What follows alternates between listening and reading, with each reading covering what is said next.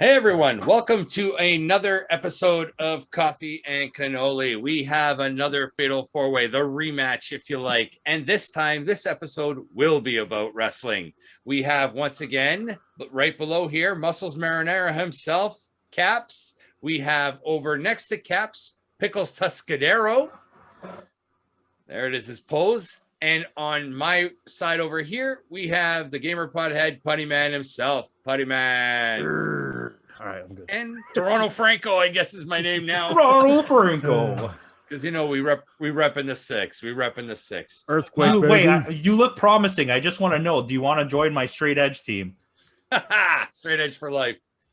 CM Punk all the way. So on this episode, we are discussing our favorite. It's just going to be an open forum discussing our favorite moments, our favorite matches, our highlights from basically the WWE Attitude Era, which spanned from about the mid 60s to the early 2000s before the Ruthless Aggression Era began. The mid 60s? Mid 60s? I said the mid 2000s. You said the mid 60s. Yeah, mid 60s. Nick Bockwinkel and freaking yeah. It went from like 97 to like 2003. 2003 or so. Right before I was like the mid 60s. Yeah, go back Nick Bockwinkel and Terry Funk. Hope he's doing Pat okay. Pat Patterson. Terry Funk was around in the 60s? Terry Funk's been around since the 40s? I don't know. Terry Funk's you. Which probably will be into one of our highlights of this episode. So, in general, so for you guys, I'm going to throw it out there. What do you think was the catalyst that launched the Attitude Era in the WWE? I think it was a force. They were in a position where they were being forced to change to keep up with the WCW. At this time, WCW wasn't beating them yet. But They were putting out a better product and poaching all their wrestlers. Yeah, we just had the actually it was this year, 25 years of the formation of the NWO this past July. So NWO for life. For life. Right? Wolfpack all the way. But yeah, so that was definitely Puttyman, Caps, there it is. I hate you. Why does this guy just pull these things out? I know, and he's got it so perfectly timed over there, like he knew this was going to happen. He knew today. we were doing this. He has all the props ready, right? If I'm the facts guy, he's the props guy. There's an autograph too, eh? I saw that too, Nick. Yeah. Yeah. When you go over to Nick's house to sleep, he takes you into the guest room, and now the bed is covered with old magazines, and you have to sleep on the floor. When you come to my house, you're looking at my guest room. You get to sleep with Superman. I mean, that's not so bad. Is that mullet Superman as well? That's mullet Superman. All yes, right. It is. That's extra hot. Shout out to my brother Marco. It's actually his, but he's in Austria, so he's not claiming it. Mine now. So, you guys asked what drove WWF at the time to the catalyst that launched basically the Attitude Era. I think they had the realization that going edgy was the way to go. I think, like Campo said, the push from WCW. But I also think they kind of stole the idea from ECW, and I would kind of agree. They took that idea. How about this? They took that idea and really. Yeah. I mean, I won't. Okay, wait. It's WWF. I will not ever stick up for them. They totally stole that idea, but didn't feel like ECW. Yeah, but it was it's still. I get what you're saying. They took the idea. I didn't say that. They weren't copying and pasting what they were doing. They just took the idea. And early on too, they had a working relationship with ECW. They brought in a few times. They brought in Taz, Rob Van Dam. I think they brought in Mr. Monday Sabu Night. Came a couple times. Yeah, Sabu came a couple times. So they did have that early working relationship with ECW, kind of to launch them into that more. I guess they really wanted that male demographic, the 18 to 40 kind of thing. And at the time, everything was extreme and you know what I mean? Everything was for example, one of the greatest teams that came out of there, the Hardy Boys with the Z, right? Everything was boys with the Z kind of thing. Well, they came after. Did they? Right? No, they towards were the that. End. Yeah, they were late 90s. Well, because you got to remember, there was a whole thing where I think the reason it appealed a lot was the rebellious nature against management. You know what I mean?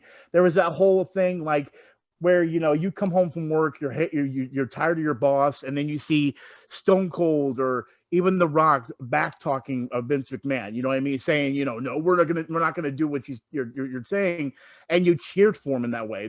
You know what I mean? You cheered for that momentum of like, we're not gonna stick with the establishment. We're gonna do what we want to do, and that's where I think really fueled everything, and even for me, you know what I mean, fueled that fire, that brought the attitude, of course, you know what I mean. So. I would say like that whole Stone Cold run was pretty much the catalyst that kind of launched the Attitude Era in WWF at the time. Like I think it was King of the Ring '96 where he won. Was it that he won, or he talked about this too? Yeah, he beat Jake the Snake, and when he's being interviewed by. He went by Doc Hendricks at the time, but Michael P.S. Hayes, Fabulous Freebirds, right? He's being interviewed by him. And at the time, Jake Roberts was going through this whole faith revival kind of thing. He found Jesus kind of thing. And Austin took that and he said, like, his words were like, you want to talk about your Bible, you want to talk about your Psalms, you want to talk about John 3:16. Yep. And he would say, Austin 3:16 says, I just whipped your ass. And like that launched like the whole Austin 3:16. That's when everything changed. Yeah. I would dare say it was everyone got involved. It was even before that, like, it was more of a gang thing going on in WWF at the time. You got the Hart Foundation, you got the Nation of Domination, you had a lot of factions. Lost Bariquas, DX, you had no, DX wasn't. I know DX came a little later on. Disciples of Apocalypse. Yeah, I think Triple H just started. That's where Triple H started coming in. Was in the Attitude Era. Triple H has been there since the early '90s. He was as Hunter S. Helmsley. He came from WCW. Terrorizing. Yeah, but as Triple H though, that's where he got that. I remember Triple H starting with. He had one of his first feuds with Mr. Perfect. Because I remember that. And Mr. Perfect was Triple H would come out. That's when he would come out with a valet every time. And one of the times that valet was actually Sable. And Mr. Perfect stole Sable and that led to like the whole Triple H, the Connecticut Blue Blood kind of thing. But I remember coming here in Toronto at Old Exhibition Stadium. I remember watching that Mr. Perfect and Triple H match. Do you remember who Triple H was feuding with? It was originally, it was Mr. Perfect at the time. Who was it? Well, Mark Merrow, yes. Yeah. And who's Sable married to at the time? Was Mark Merrow. And then Mark Merrow went nobody, and Sable became a superstar, who's now married to Brock Lesnar. Yeah, I know you mentioned Mr. Perfect. I remember that storyline. Mr. Perfect wasn't active. He was not an active wrestler. No, I think he was managing Merrow. Yeah, he was managing Merrow, and then that's when he turned his back on him and all that stuff. Yeah, some of these things I want to point out like a huge difference here. So sure. I just realized that you can watch old like pay-per-view events on their YouTube channel. So I've just been watching like Royal Rumbles in the background while I'm editing and stuff. And the difference between the 96 and 97 Royal Rumble and the 98 and so on, like you can see it. So I watched one, I think 1992 or 91. 92 is Ric Flair, I think. Yeah, it was Ric Flair. Every 92. single person in the crowd, like when they're doing the countdown, it's all children. That's all you hear is children. And then in 96, 97, it's still very prominent. But as you get to more towards the 2000s, you just hear adults. Like there's no more sound of children in the crowd. No. It was like the audience completely changed that for wrestling. And that was a time of signs too. Everywhere you looked in the crowd, all you would see were signs everywhere, which they don't do as much anymore. I think more people realize you'll catch yourself on TV if you do it, right? Where back in the days, people didn't care about that. They went to watch wrestling with their dad or something. You know what I mean? Mm-hmm. Yeah, I used to go with my grandfather. There you go. Really? You went to watch wrestling? Oh, my grandfather was a huge wrestling fan. No way. Yeah. He used to yell at me about tomatoes and stuff. and your dad's hockey sticks always went missing. Stop, because they were in his garden. They were in my grandfather's garden. Campo's grandmother and my grandfather were next door neighbors. Campo's grandfather and Campo's grandmother, or Campo's grandfather and my grandmother were brother and sister. Oh yeah, you yep. Yeah. So what was the first event you guys went to? My first event was 1985 or 86. It was at Maple Leaf Gardens. Shit. Holy shit! Yeah, I Actually, never I got went to to see one. anything I went live. to like one of those Heroes of Wrestling things. It was at Medieval Times, Nice. and there was a few really big wrestlers. Jimmy Snuka was there, and I can't even think of them off the top of my head. But I have a book somewhere at home. I'm that sure has Jake them the all. Snake Roberts was there Jake too. the Snake was there. Ricky I can't- Steamboat. Steamboat was there, and there was one other guy, and then everyone else was kind of like way lower. Sorry, Johnny, you said that was Maple Leaf Gardens in '85. 85, yes. So that was is that the one with the elevated ramp and the one light Mm-hmm. and the So here I got a great photo here. There's Ricky Steamboat right over here. I got Jake, Lex where is it? Lex Luger and Howard Finkel. R.I.P. Howard Finkel. Wow, Yeah. Fink. That's crazy. He was always crazy. he was always my favorite ring announcer, the Fink. You know, my favorite one was Ray Finkel of Ray the Miami Dolphins. Let's went a different direction. But back on topic. So, like, go ahead, Putty. You were going to say something. Well, I was going to say something before. The one thing I did want to bring up that I felt was more prominent and also became a big fixture in wrestling nowadays is you always had like one wrestler like Hogan or something like that was like the prominent figure for WWE or even WCW. I also feel like the Attitude Era is where you actually had more wrestlers shining as like prominent things, because when you can have like The Rock with his charisma be able to shine as much as Stone Cold does, you know what I mean? And they're both able to take stage, but then have totally different personalities to where, you know, you wouldn't even have to mix them together. You can literally let them just deal with other wrestlers and it would be put on a show. So like, you don't know, is it going to be a big night for The Rock? Is it going to be a big night for Stone Cold? Is it going to be a big night for the Mankind? You know, you never knew what it was going to be. And that's the other belts started to appear. Like you got the European Championship and then you got the Hardcore Championship, and women started wrestling more. At the time, they didn't choose any women that could actually wrestle. They just tried to pick hot women, and it didn't work out that well. And they used to throw in Moolah and Mae Young in there. Oh my God! Yeah, those were so what was ridiculous. the deal? It was Pat Patterson, Gerald Briscoe, May, and Moolah, and it was like the old folks' home of wrestling. Yeah, because they were doing the original. Because remember, they were doing the original Four Horsemen, and then Triple H and then became the new Four Horsemen. And I don't know if that was during the Horseman. No, Horseman was WCW. That was later. Yeah, okay, yeah, sorry, yeah, I think. No, yeah, but going back to what you were saying, Putty. Yes, in wrestling, you've always have that once in a generation superstar that. It's rare. Like, for example, in the 80s, Ric Flair was in the NWA and Hulk Hogan was in WWF. And those are your two big once-in-a-generation superstars. Mm-hmm. In the Attitude Era, everybody shined, whatever you want to call it, shine, whatever the word is for it. But everybody had a spot. Everybody had a part. Even the lower card guys and the mid-card guys were so popular and so over. I mean, I agree with you on that, but the handling of the lower card and the lightweight like division stuff was so mishandled in the WWF. The lightweight, yes, WCW did that much better. The mid card was poorly handled. You had so many good wrestlers just sitting in limbo, like Goldust and all those guys. Like until they started using Triple H, he was just a mid carder, right? Yeah. And he only got into favor because he got in close with McMahon. And the Clique with Shawn Michaels. I think the era of having the generational superstar, it was a thing. I mean, but it overshadowed really good guys. Like it caused Ric Flair to have to wrestle in NWA, which I'm not at that time they were big, but you pushed these guys away. You pushed Macho Man away. You kept the Warrior down. He wasn't very good. But Hulk Hogan wasn't a very good wrestler either. Put someone like Rick Rude out there. Rick Rude, but that's what I mean exactly. Or Steamboat. You had some really good quality actual workers that could have been these good characters, but you forced them out of the way for Hogan. And I think what we got in this era is the Hoganless WWE, where we realized more than one person can be a star. You can have more, which they kind of screwed it up, because when John Cena came around, they went right back to that. There's only one guy. They're doing it right now with Roman Reigns. And nobody likes Roman Reigns. I thought they heel turned him. A bad guy, he's actually pretty good. But anyway, he should have always been a bad guy. Yeah, and I think he realized that long before McMahon did. But anyway, it works really well with Paul Heyman right now. Yeah, but the thing is, like we talk about the fact that there's so many talented people at that time, and so many people were over.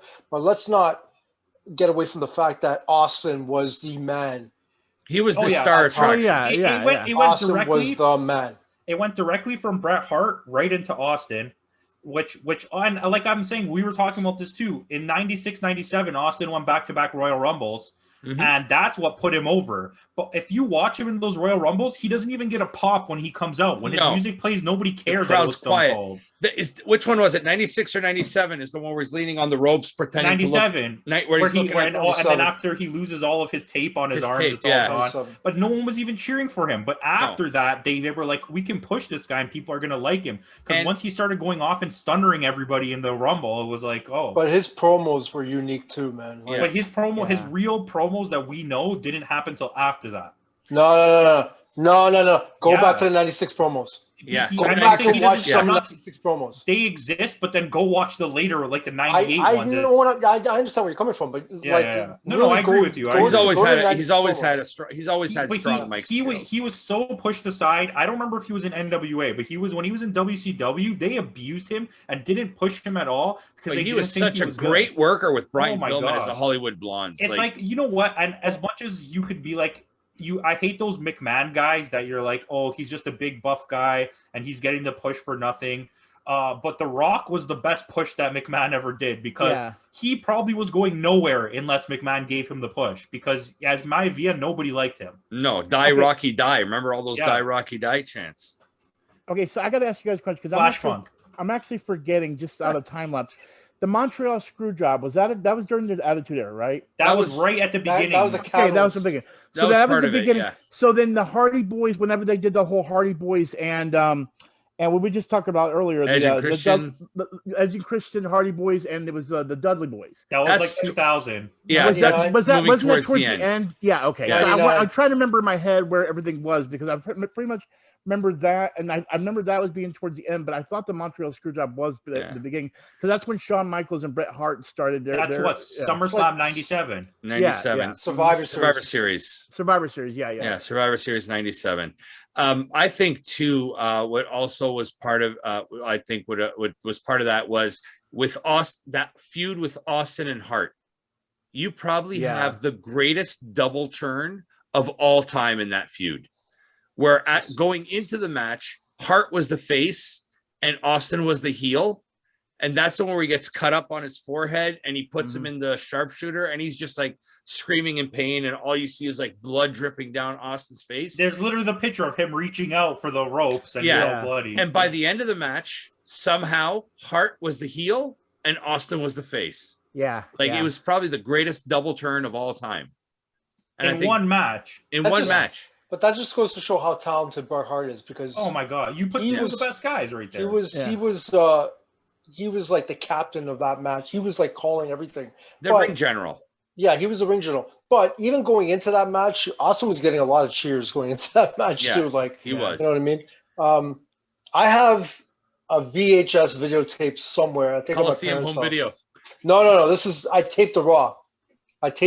I remember this. Nice. It was during the summer. It was during the summer of '98, and the main event was it was a tag team 4-way match, and it was the champs were Austin and Taker because they were getting ready to wrestle each other in SummerSlam '98. Yeah.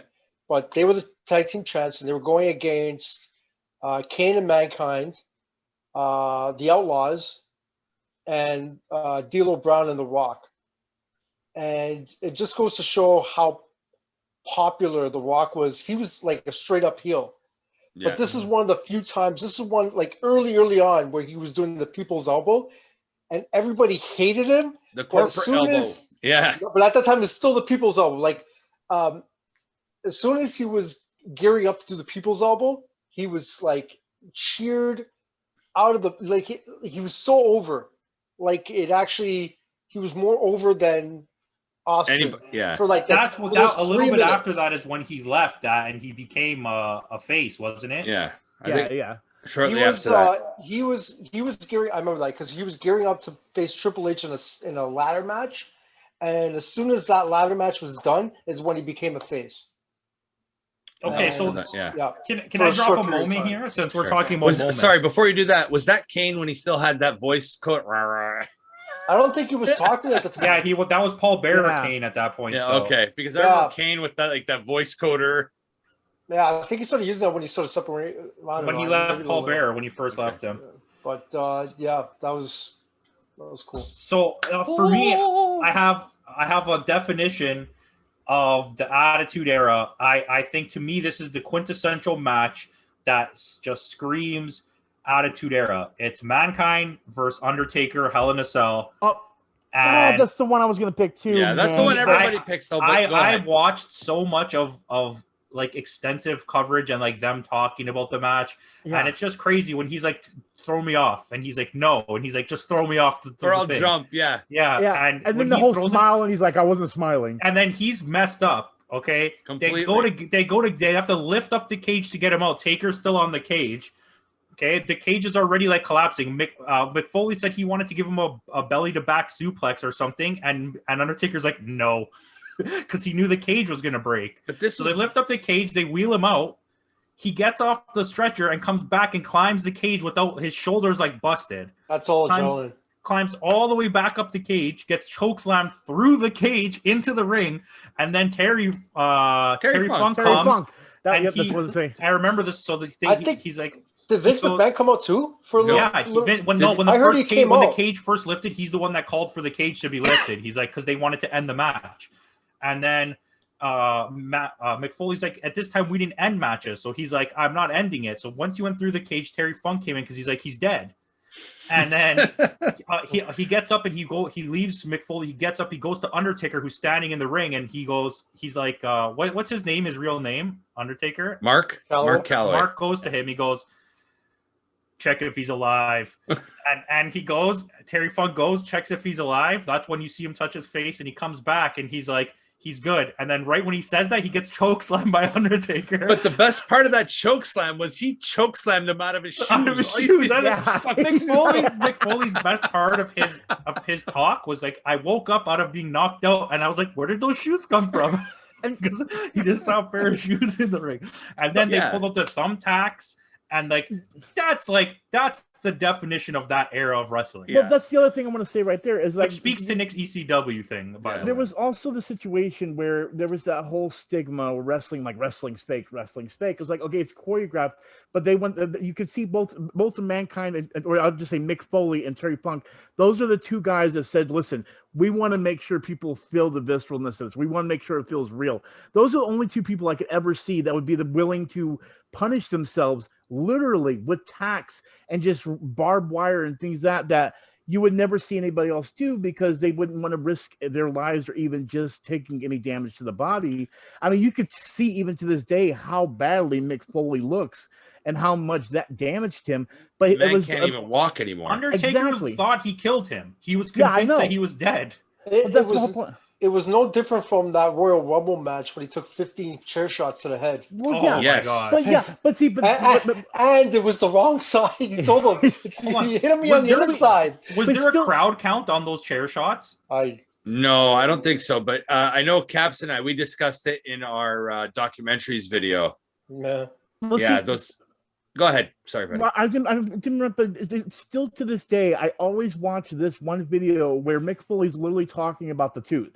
You know, the tooth on the lip. And went through his nose. Yeah. That everyone's sitting there like, I can't believe he was smiling. And he's like, no, I was just trying to fuck with this shit, and it looked like I was smiling. He took advantage of it because that's how he was trained to make he literally, that's why he literally turned to the camera and looked at the camera. But that's my whole point. It's like that again. I was so honored by them because they did this, because it was something where there was a stigma when it came to wrestling. You know what I mean? You hear Undertaker talk about that match. He's like, I was laughing because I was like, fucking Mick has a booger in his nose, and meanwhile it's a tooth. It's a tooth. But I mean, there's a couple of guys that come close to that. Like recently in AEW, had John Moxley have one hell of a match like that. John Moxley, former Dean Ambrose in WWE, with Eddie Kingston as well. Like, he's another one that can really there was actually a match not that long ago was for the New Japan belt, the US belt, it was John Moxley versus Lance Archer, and they destroyed each other in that match. So they do have some elements of that still, but nowhere near as what it was back then. Like just the like going back now to see how dangerous that was too, like those unprotected chair shots, those falls from those heights. Like now when Shane goes off the top cage, you see when he goes through the announce table, there's like some sort of air mattress under there that inflates, like a you stunt can pad. see it too. I was watching the Royal Rumble I was watching before this one that's playing in my background right now was like 2017, and they go to the table and you can see like the outside of the table is made out of like hard foam, so it snaps right away when you hit it. So because it just caves. And wasn't this also the era where we started getting the TLC matches too? Like, wasn't it a major? It was right at the end of the I know I keep saying at the end there, but it's like no, but that's when I agree with you. That's when it got. They had to lean away from the over like bearing bloody matches and try to bring in like athletic matches. Exactly. But correct me if I'm wrong. Is the Attitude Era was from 97, 98 to 2002. I would say 96 to 02. Yeah, like everybody has different. It's arguable, but if you search it online, it says it's like right after the screw job until 2003. If you play WWE 2K13, it starts with Undertaker and Bret Hart at that match where Shawn Michaels is the ref. Yeah, okay, SummerSlam 97. Yeah. Oh, okay, That's when they started in the game. You know what? I do remember now.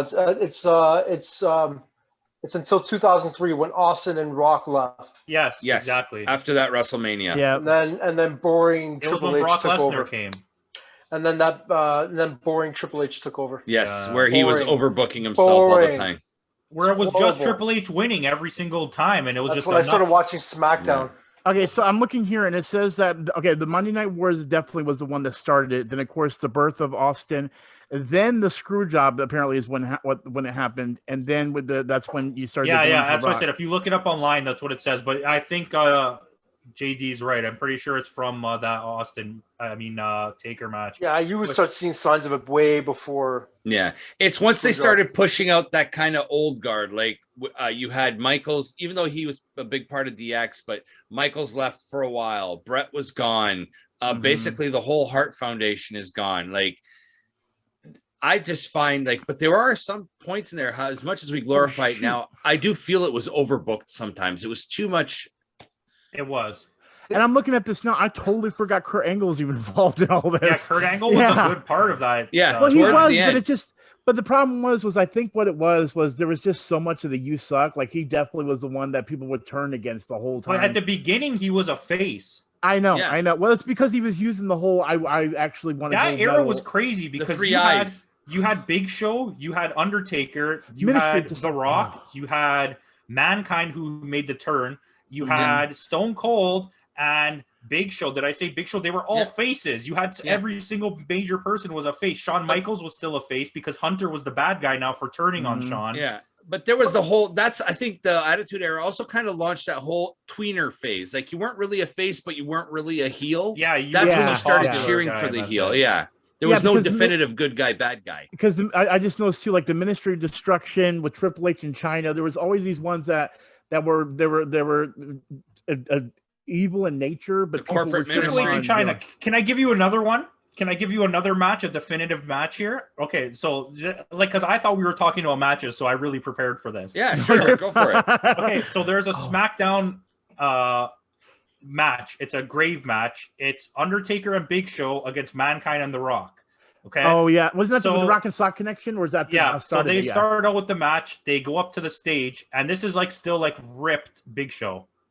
So Big Show grabs McFoley, and he's gonna throw him, and McFoley's like, "Do you think you could get me all the way into the grave?" He's like, "Of course I can," and he throws him off the stage right into the grave, and it's such a far throw that I don't even know how McFoley's kind of fat at that point, right? And so that happened. So then it goes backstage, and The Rock is I don't even know. So they're fighting in the back, okay? So and Triple H interferes, and Triple H. Okay, so Triple H is fighting with The Rock, And then Kane comes out of nowhere and starts beating up Triple H. This is like definition of this era, like perfectly.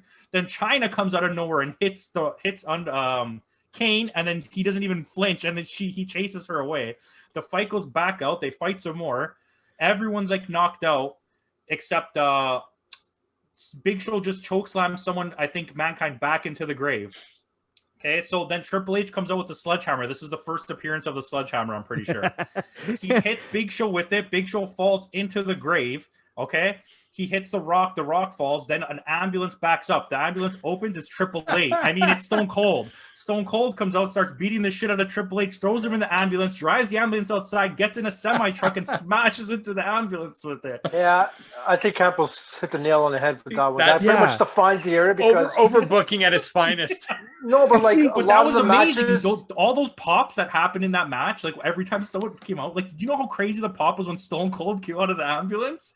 But the matches never stayed in the ring. They went into the crowd. They went into backstage. They went. But that's the thing. The rules were kind of obscured at the time. No, that's the thing. Like there was never a DQ. There was only a DQ when the ref felt like maybe throwing out a DQ. I want to give them credit though. WWF handled the interference angle so much better than WCW did. WCW was just like every single time it was NWO just came and ruined the match. All 49 of them. Yeah. Which is another episode because then you had the Wolf Pack and it just started splitting off. You hear the music and you're like, oh yes, it's going to be Hulk Hogan, and it's like Horace. And the next match, the music goes off and you're Scott like, Norton. It's gonna be Booker T, and then no, it's Horace again. It's just like Horace every single time. What network are they on now? They're on another network, right? I don't even know. WWE. I think they're on TBS. WWE, they have an agreement with Peacock for their streaming. Peacock. So you ever notice how funny it is that they won't play any of the Raws from that time? That's what's good about living in Canada is the fact that I still have the WWE network, so I can watch every single Raw from January '93 up until like a month ago. Everybody who's not from the States says makes fun of people from the States because of that. Yeah. And apparently the streaming service is horrible on Peacock. Yes, it is. Money in the Bank this past Sunday. Perfect example of that. Right in the main event, like the feed cuts out. That's crazy. Yeah, but Putty, I want to get your opinion because being the American on this panel, he's got Peacock. No, I'm talking about for us, the three of us, it's Bret Hart. So how is Bret Hart perceived where you're from? Well, okay, so here was the situation. There was Tread lightly, by the way. Because he's a hero here. By the way. You don't want to get Muscles Marinara on your ass. Yeah, right. No, there was the whole Bret Hart Shawn Michaels thing. That was mainly what was the most entertaining thing I felt always when it came to us. I mean, it's not like there was a situation just because he's from Canada. I never really, I know for myself at least, I never looked at it that way. You know what I mean? I don't know. See, the thing is, there was always one hard situation where, when I was talking with my friends, there was always that thing of some people will say, doesn't Bret Hart whine too much, or does he feel like he's getting screwed over too much? And then it's like, and our end, we're like, do we we would. Some people would see it as it was, and some people wasn't. The whole thing with him and Vince was the catalyst for what we knew information wise, you know what I mean? As far as how Bret Hart didn't feel like he was getting the attention he deserved, things of that nature. But as far as for me though, it was never because he was from Canada. You know what I mean? Like I was familiar with Bret Hart because of the Hart Foundation before the Attitude Era even existed. You know what I mean? Like him and Jim the Anvil kind of thing. Exactly. So, and the thing is, unfortunately, his brother's death kind of overshadowed that whole situation in general to where, we didn't recognize as that. And I know there's a lot of other Canadian wrestlers that happened. So it wasn't like it was a focus, but it's definitely, he did also bring it up a lot. You know what I mean? So it was one of those naturistic things because you had also like Yokozuna and all those that were coming in that were from other countries that they focused on, but they made them bad guys. Bret Hart wasn't really a bad guy, but you could tell that he was getting frustrated because of how much it felt like Vince was screwing him over. More behind the scenes politics than exactly. And Okay, so because yeah, you see, like sometimes you see, like when they do interviews, like they show the old interviews when they're interviewing the crowd outside of an arena, and they're just like absolutely shitting on Bret Hart. Like, so I just wanted to get if that was the consensus down where you were too of. Not all the time. It's just the thing. What it was, I think the reason it brought attention is exactly what I said right there. It was the behind the scenes, because with all the other wrestlers, they weren't talking about behind the scenes as much as it felt like with Bret Hart was. But I think it's because there was that stigma of like, you know, Americans hate him. And for me, I honestly, I will say it still felt more like a storyline until I got older. Like I was in my early 20s and my teens when that happened. And actually teens, what am I saying? I was in my late teens. And so it was one of those situations where, how do I explain it? I wasn't really paying attention to it, but it was just so prominent because, yeah, you did have some Americans that didn't like him, but it's like, I think it's because of that backstage information, backstage politics. Yeah, because I know here in Canada, like you guys remember the TSN feeds that we used to watch, right? It was all you always had, like, remember the show Off the Record? You always had Bret Hart on Off the Record and guys like that. And I think Caps, we touched upon it in our documentaries episode too, the whole Wrestling with Shadows thing. Like, I think Bret Hart, like, he was such an underrated talent of that era. Like, even though he got all the championships, he was a little bit more underrated. And once he left the company, he was misused completely in WCW. I don't know if you guys agree with that as well. Well, let me jump in and say this real quick, and I don't mean to interrupt, but I just got to say this. The one thing I will say is, and even as in America, people knew this, but I think they didn't respect it. Bret Hart was one of the most dangerously effective technical wrestlers ever. You know what I mean? Might be the best wrestler. What do you mean? I would say Bret Hart in his prime beats Kurt Angle, I think. Yeah. Well, see, that's what I'm saying. Bret Hart, what it was Bret Hart wasn't really about strength. Again, like he was about speed and technicality. He knew how to get you into a sharpshooter, any kind of move that's going to get you to tap out. You know what I mean? And that was the thing was, you know, you didn't have that kind of, especially with the Attitude Era as a prime example, you didn't have that technical wrestling happening as much more. It was like it was being pushed out for more of the violent behavior, muscle brawl. Exactly. So that's where it got lost, because even back in the day, even like the 80s or something like that, there was still the muscle. You know what I mean? I think that's the reason why I feel like a lot of times Bret Hart did get, you know, looked by, was because all that was overshadowing. Because unfortunately in America, yeah, Americans are like, we want the gruff tumble guys, and blood and guts. Exactly. So no one recognized his skills as a technical wrestler. And that was the situation, I think, that where he got shadowed too much, was that even in America, was that wasn't what they were looking for. But there was people like myself that recognized it and realized it. It's just there was nobody else to compete with him. And unfortunately, Shawn Michaels was the closest. But even Shawn Michaels was more of like on that. He was not on that level. The Shawn Michaels was still more of an attack precision. He wasn't, you know, the technical I would have wrestler. liked to have seen a lot more Owen Hart and Bret Hart. Yes. Like, fighting each other. But that's the problem, though. His death, I feel like that's the reason why I brought the whole death thing, because I feel like once Owen Hart passed away, but that happened a long time after they were. It was 2 years after he left the company. He died April of '99, I believe, at the Over the Edge pay-per-view. As the Blue Falcon, or what the hell? Blazer, yeah, the Blue Blazer. That's. But yeah, like, I mean, if you really think about it now, everybody from that quote unquote Hart Foundation is gone. Yeah. Like Jim the Anvil's dead. Davey Boy Smith is dead. Brian Pillman's dead. Owen's dead. Well, even Yoko's dead, right? Like, I mean, like realistically, Owen's death was accidental. Well, that's arguable, but it was handled poorly. But yes, it was. Look at the other one's careers, and like he said with Bret Hart, Bret Hart was Bret Hart's love of that whole family they loved wrestling. That's what they did. They worked out and they wrestled. If you look at the rest of that era, it was all steroid guys, junkies, and alcoholics. And Bret Hart was never that guy. Bret Hart was, I'm here to wrestle. That's why I'm so good at this, because I've been practicing for this my whole life. Yeah. And you look at Bulldog was steroids. Neidhart was crack, probably. or Coke, one of those two. Yeah, like Pillman was an alcoholic and on all kinds of shit. He was Yeah. taking uppers and downers and heroin and like. And then remember when Stone Cold tried to break into his house and then he shoots him with the gun. Oh my god! Did you, Johnny? Did you see Pillman's Dark Side of the Ring? No, I haven't had a chance to catch that one. Oh gosh! Oh man! We got to do a review of season 3 soon. Oh man! We I'm got gonna have do to look this up. I've never seen what you got to talk about. I have to look this up now. Watched it. Have you ever watched Dark Side of the Ring, Putty? I've never seen It's it. a documentary series. It's on Vice in the U.S., isn't it? I'm not sure. If they just explore like a certain person every week and the dark, like, or a things that- certain aspect of the whole wrestling lore, I guess. Like Yeah. there's one. So for example, oh sorry, Johnny. Go ahead. Please. No, you go ahead.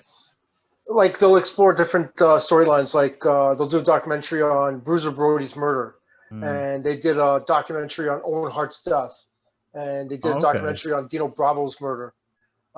Just like the dark side of the. Yeah. So like Chris Benoit, that kind of stuff. Oh Yeah, yeah, they did yeah. a Yeah. part on Chris Benoit. No way, Holy shit, really? that was so dark. Wow. The one that I So watched dark. that was I don't know if it wasn't that dark, but I only watched one, and it was Ultimate Warrior, and it was nobody gave a shit about him. Not one single person there sympathized with him except his ex-wife. Every single person hated him that was in that interview for that episode. Yeah, but Campo was pretty.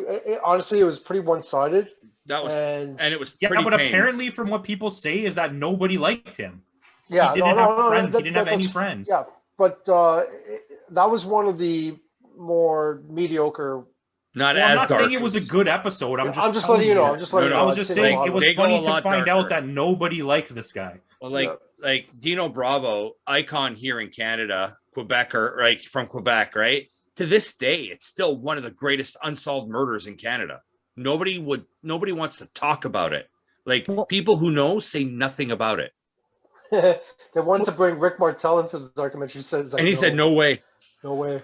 Well, let me ask you guys a question, because I don't know how things were shadowed or talked about when it comes to outside of actual like WWF with Vince McMahon himself. I know one time for me when I was young, that they actually did a show on NBC where they were talking about the secrets of wrestling, and they would talk about the mic being underneath the ring to give that added effect in the stadium, the sound, so on and so forth. But outside of that one documentary I saw when I was younger, which still felt like it kind of held back, was there maybe more like information pulled out in Canada that didn't show in America behind the scenes? Because I feel like they shadowed for us or anything like that. Because hearing this, I never knew this stuff kind of existed, but back then they were always trying to hide it and still make it realistic. So I don't know if there was a different atmosphere in Canada than there was in America, and I just didn't realize it. I think there was more of they like when you're watching it, like the warnings for it, like made sure that you knew it was fake. Like Please yeah, they never did that in America. in the States, I'm sure they tried to always play it to you guys like this is 100% real. Everything that's happening in the show. even though we would go in the schoolyard, you would school and be like, hey, you know it's fake. It's like, yeah, but I'm enjoying it. Don't ruin it for me. There was a warning before the show when it started that was like, this is scripted with professionals. It's scripted they never with did that. professionals, and everyone in this is trained. That started the whole "please do not try this at home" with them. Yeah, I think that's my whole point. I feel like because of just even simply that, it actually changed a perspective on how things were. So like even stuff like Owen Hart's death, even though it was real, there might have been behind the scenes stuff that I thought, oh, it's fake. You know what I mean? So we didn't know the line between, oh, this is real and Vince is having problems, to this is fake and they're just planning it out. You know what I mean? And on our end, we didn't know, and I didn't know if it was the same way everywhere else too, because you're in a bubble, or at least I will say I was in a bubble in my area. So, and after you asked me about the Bret Hart thing, it kind of made me think about how that perspective of seeing it in a different angle, you know what I mean, or different lens, you know what I mean? So I think he was going to be the superstar. He was going to be the Hogan, and then the issue happened and it never went through. Yeah. I remember like when the Owen Hart thing happened, and like even though they panned out to the crowd, and we were thinking, like some of us were thinking, oh yeah, it's a storyline. Yeah. Most of us did. Yeah. They didn't even tell anybody until they announced it on the news the next day. Yeah. No, they didn't even tell anybody that it happened. It's they like just continued. It's like, but did they announce it during the broadcast that Owen passed away? Though they didn't, right? No, they just said he was admitted to hospital. No, Jim Ross announced it. Oh, that he did pass away. Okay. Yeah, but like even when that happened, we're like, oh, it's a storyline. Yeah, exactly. Oh, Yeah, it's a storyline.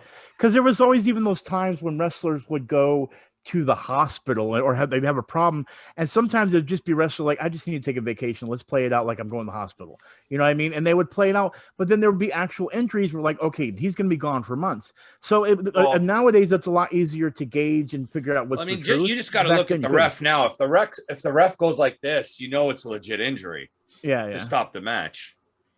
Yeah, But but you back then know it was what? I've kinda seen hard. a couple of Raws. Yeah, Like, now they're I've seen a doing couple that. of Raws that they're like incorporating that into a storyline. It's like, So now it's So now blurring the you- lines once again. yeah, Yeah. they're just blurring the lines. I You mean, have but no they used to idea. do that a lot. If someone needed surgery or something to like that was going to take a recovery time, they would plan out like a whole thing in the story. They'd write him Where- off. Where Basically, you get they'd write him off like, TV. oh, they threw him off the jumbotron. Attitude era.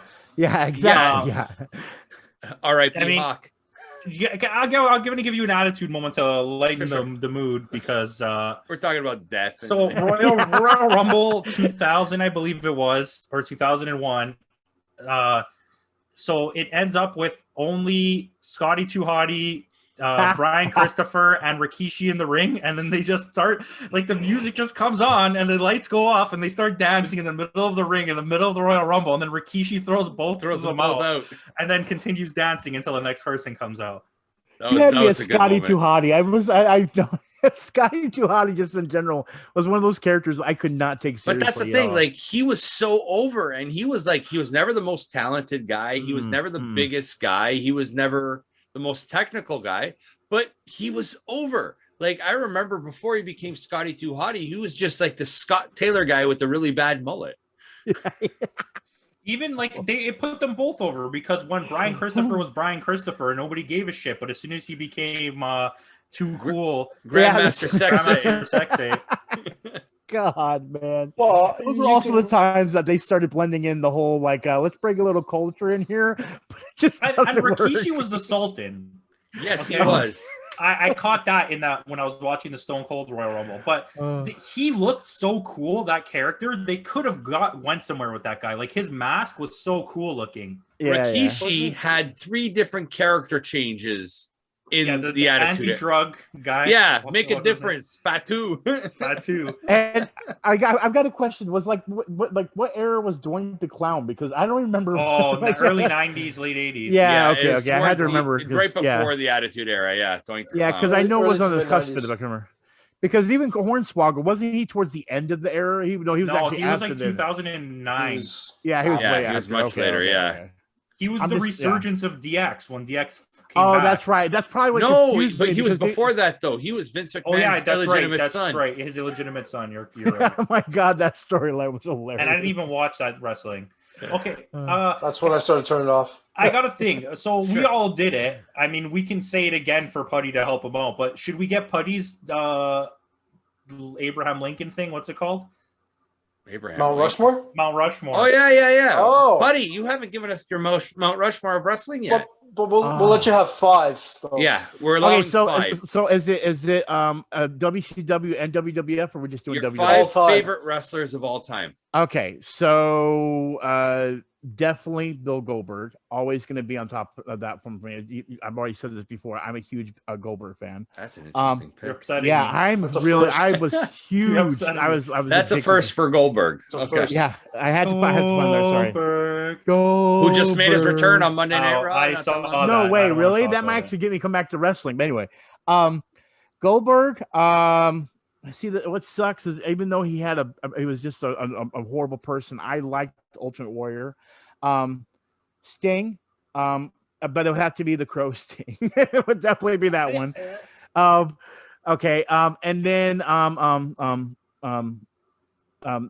Superfly, Jimmy Superfly Snuka, and then I don't I know. don't think any of these wrestlers are on ours. No, No. you literally have the best list so far. Do I really? And then and then of course Undertaker would be my 5th. Yeah. Okay. Oh, Okay, okay. Undertaker is Yeah, So I guess Undertaker it's all down mine. down would be on there. me and Johnny Donuts can try it at the same time. It's Taker's on mine. Ric Flair, Woo! Macho Man. Not on mine.